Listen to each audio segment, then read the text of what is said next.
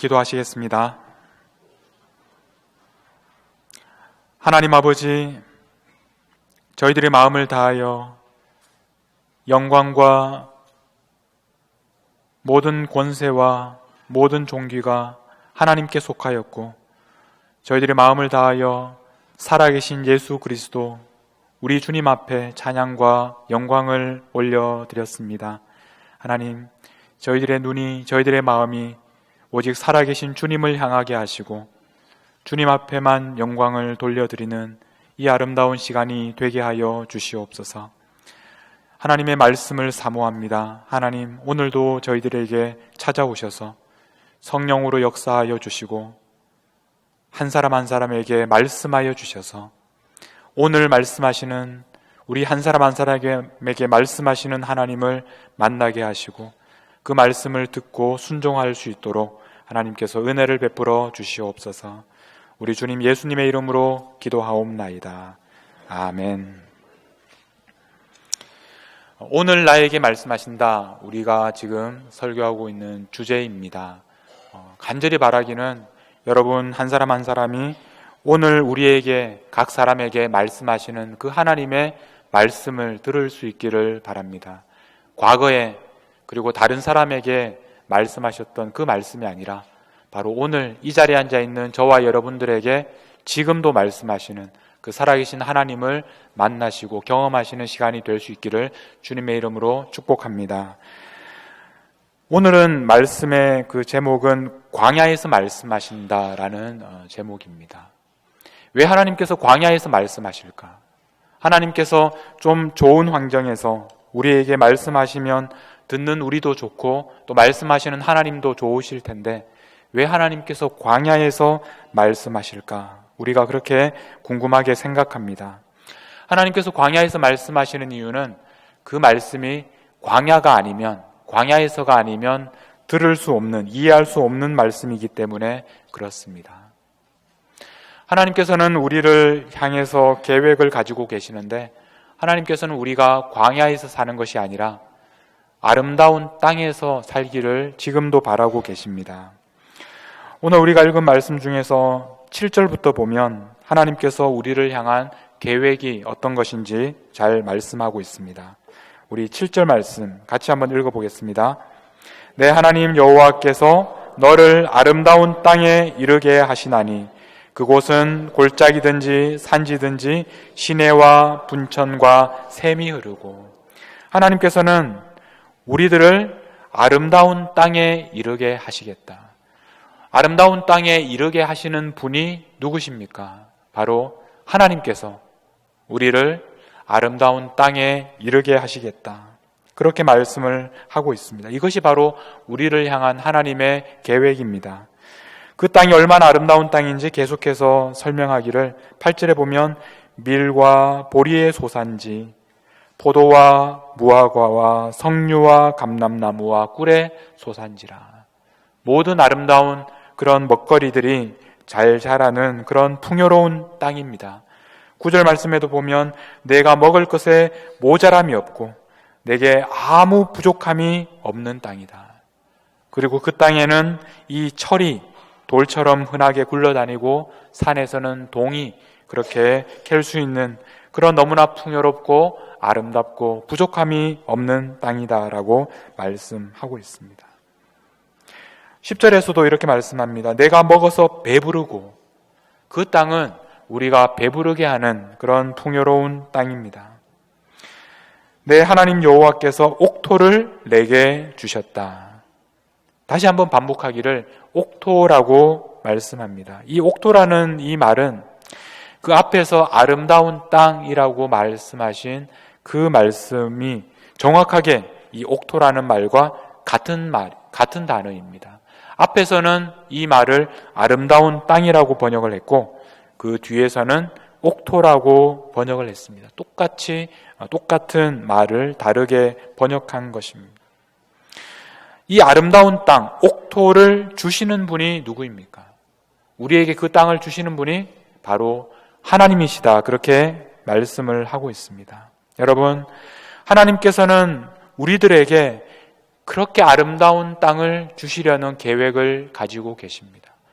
여러분, 그런 여러분들에게 믿음이 있으십니까? 하나님께서 여러분들에게 아름다운 땅을 주실 것이다. 그런 여러분의 마음에 믿음이 있으십니까? 하나님은 우리를 향하여 가장 좋은 땅을 주시기 위해서 계획을 가지고 계시는 분이십니다. 그런데 문제는 그 아름다운 땅에 들어가기 위해서 40년 동안이나 광야에서 생활해야 했다는 사실입니다. 우리 앞으로 가서 2절 말씀입니다. 같이 한번 읽어보겠습니다. 내 하나님 여호와께서 이 40년 동안에 내게 광야 길을 걷게 하신 것을 기억하라. 이는 너를 낮추시며 너를 시험하사 내 마음이 어떠한지 그 명령을 지키는지 지키지 않는지 알려.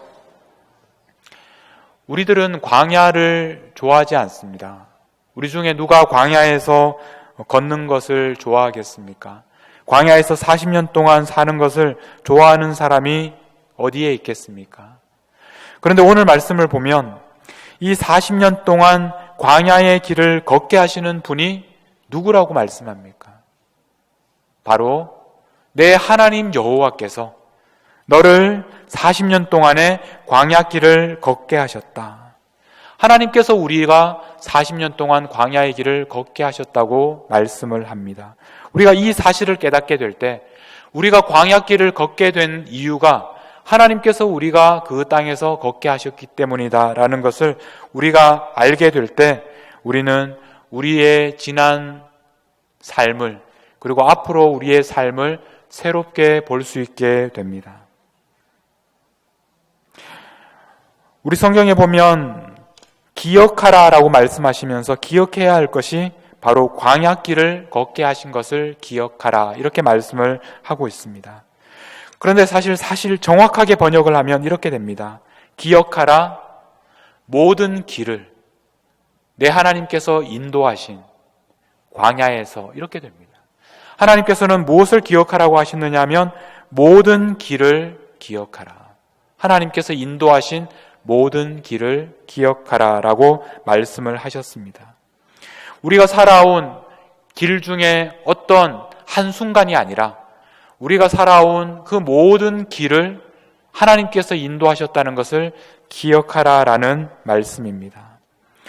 여러분, 우리가 지금까지 살아왔던 우리의 모든 삶의 여정은 우연히 일어난 일이 아닙니다. 또는 우리가 잘해서 또는 우리가 실수해서 우리에게 그런 일이 일어난 것이 아닙니다. 하나님께서 우리가 광야에서 살도록 하나님께서 거기까지 인도하셨다라는 것입니다. 우리가 광야의 길을 걷게 된 이유는 하나님께서 우리를 인도하셨기 때문이다라고 말씀하십니다.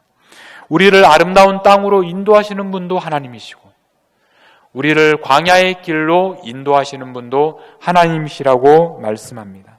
자, 그러면 이제 우리는 질문을 하게 됩니다. 왜 하나님께서 광야의 길을 걷게 하실까? 지금 당장 우리에게 좋은 땅을 주시면 좋을 텐데 하나님께서는 40년 동안 광야의 길을 걸은 다음에 그 아름다운 땅을 우리가 얻게 하셨습니다. 그 질문에 대해서 하나님께서 오늘 말씀을 통해서 우리 모두에게 말씀하고 계십니다. 3절 말씀입니다. 우리 같이 한번 읽어보겠습니다. 너를 낮추시며 너를 줄이게 하시며 또 너도 알지 못하며 내 조상들도 알지 못하던 만나를 내게 먹이신 것은 사람이 떡으로만 사는 것이 아니요 여호와의 입에서 나오는 모든 말씀으로 사는 줄을 내가 알게 하려 하심이니라. 마지막에 뭐라고 하셨습니까? 내가 알게 하려고. 우리가 알아야 하는 것이 있는데 그것이 무엇입니까? 사람이 떡으로만 사는 것이 아니요 여호와의 입에서 나오는 모든 말씀으로 사는 줄을 알게 하려고. 바로 이것을 알게 하려고 우리가 광야의 길을 걷게 하셨다는 말씀입니다. 사실 이 말씀은 굉장히 충격적인 말씀입니다. 놀라운 말씀입니다.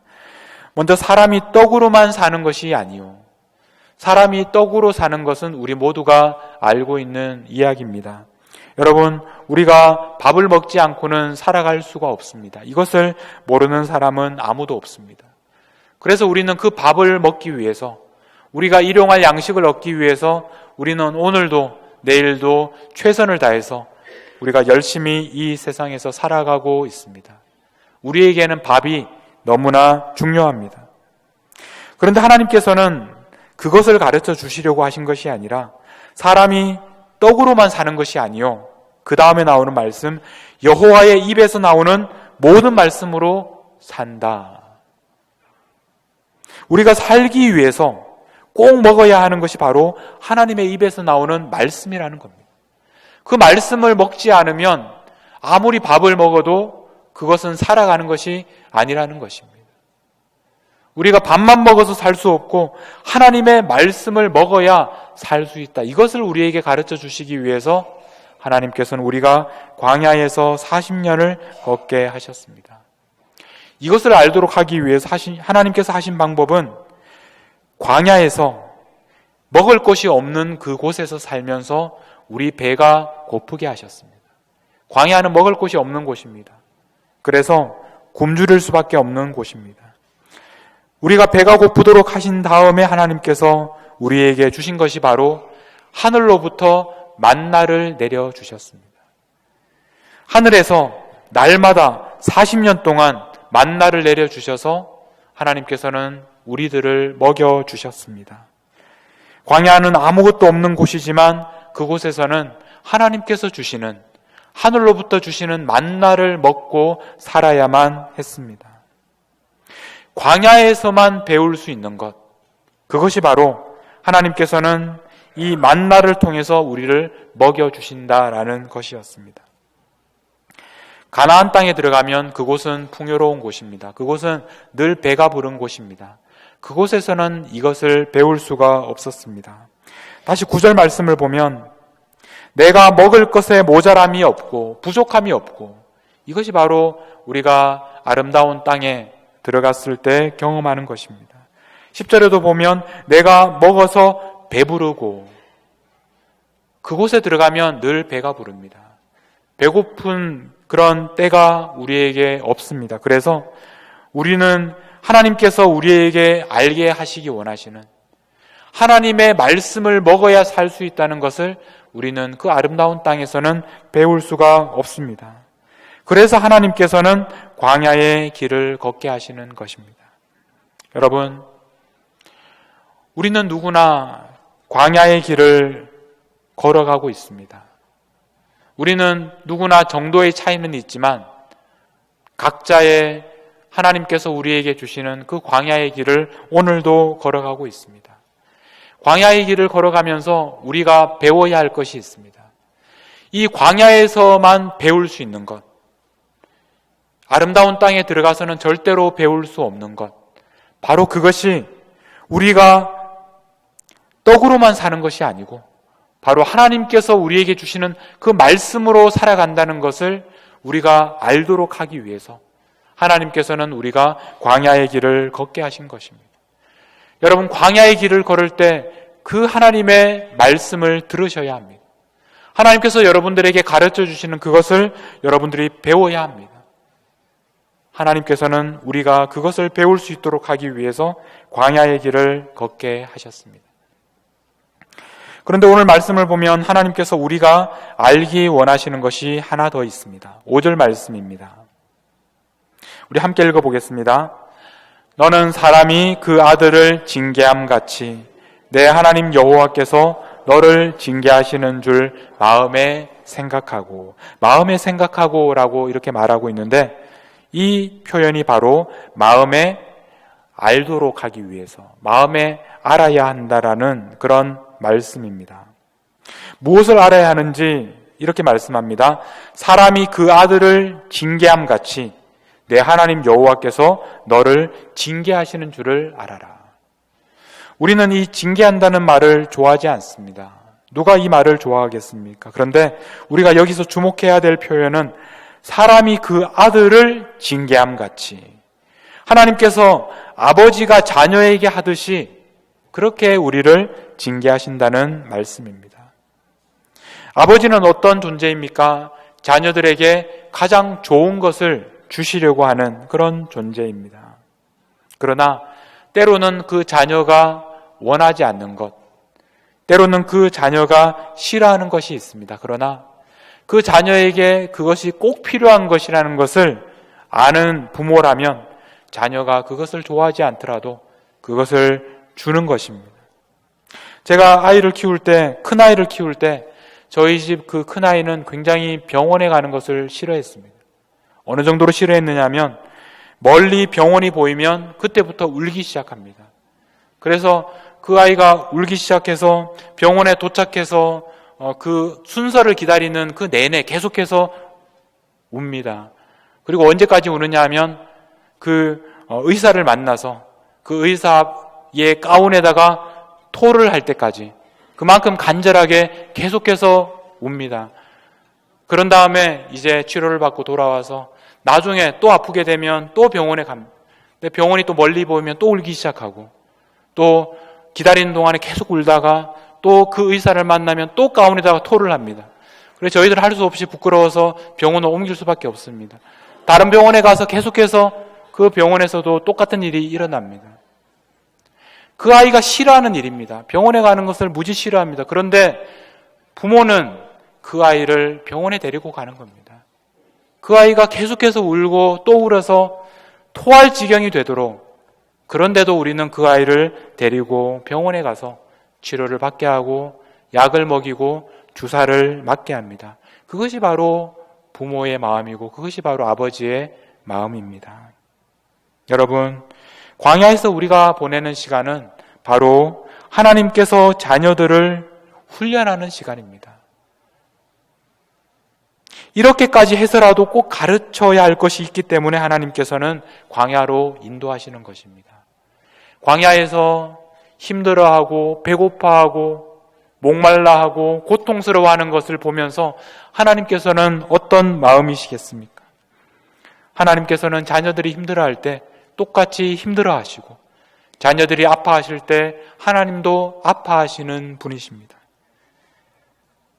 그러나 그 시간을 통해서 꼭 배워야 할 것이 있기 때문에 사람이 떡으로만 사는 것이 아니고 하나님의 말씀으로 사는 것이라는 것을 알아야 하기 때문에 그래서 하나님께서는 우리들을 광야로 보내시고 광야의 길을 걷게 하시는 것입니다.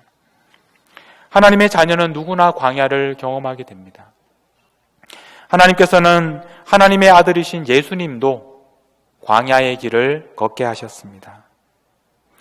누가복음 4장에 보면 예수께서 성령의 충만함을 입어 요단강에서 돌아오셨는데 광야에서 40일 동안 성령에게 이끌리시며 40년 동안 광야 생활을 했던 이스라엘 백성들처럼 예수님은 40일 동안 성령에게 이끌리셨는데 성령이 어디로 그분을 이끌어 가셨느냐 하면 아름다운 땅이 아니라 바로 광야로 이끌어 가셨습니다.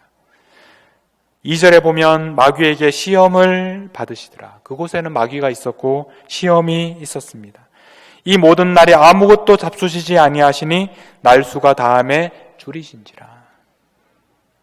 예수님도 줄이셨습니다. 예수님도 시험을 받으셨습니다. 마귀는 이렇게 말합니다. 내가 만일 하나님의 아들이거든 이 돌들에게 명하여 떡이 되게 하라. 그렇게 말하는 마귀에게 예수님은 이렇게 말씀하십니다. 4절입니다. 우리 같이 한번 읽겠습니다. 예수께서 대답하시되 기록된 바 사람이 떡으로만 살 것이 아니라 하였느니라. 사람은 떡으로만 사는 것이 아니다. 이것을 배우기 위해서 예수님도 광야로 가셨습니다. 하나님의 아들로 이 땅에 오셨지만 광야를 지나야만 하셨습니다. 광야의 길을 걷는 예수님을 보면서 40일 동안 줄이는 그 예수님을 보면서 하나님의 마음은 얼마나 아프셨겠습니까? 예수님이 아파하실 때 하나님도 함께 아파하셨습니다. 그러나 그 광야에서 배워야 하는 것이 있기 때문에 사람이 떡으로만 사는 것이 아니요 하나님의 말씀으로 사는 것이라는 것을 알도록 하시기 위해서는 예수님도 광야에 가셔야만 했습니다. 여러분은 광야에서 어떤 시간들을 보내고 계십니까? 어떤 분들은 더 힘들지 모르지만, 어떤 분들은 좀 덜 힘들지 모르지만, 우리 모두는 똑같이 광야의 길을 걷고 있습니다. 40년이라는 그 광야의 시간은 우리의 평생을 의미하는 시간이기도 합니다. 어쩌면 우리는 이 세상을 떠나는 날까지 계속해서 광야의 길을 걷고 있습니다. 이 광야의 삶을 살아가는 여러분들에게, 그리고 여러분과 똑같이 광야의 길을 걷고 있는 저 자신에게 드리는 격려와 권면의 말씀입니다. 첫 번째는,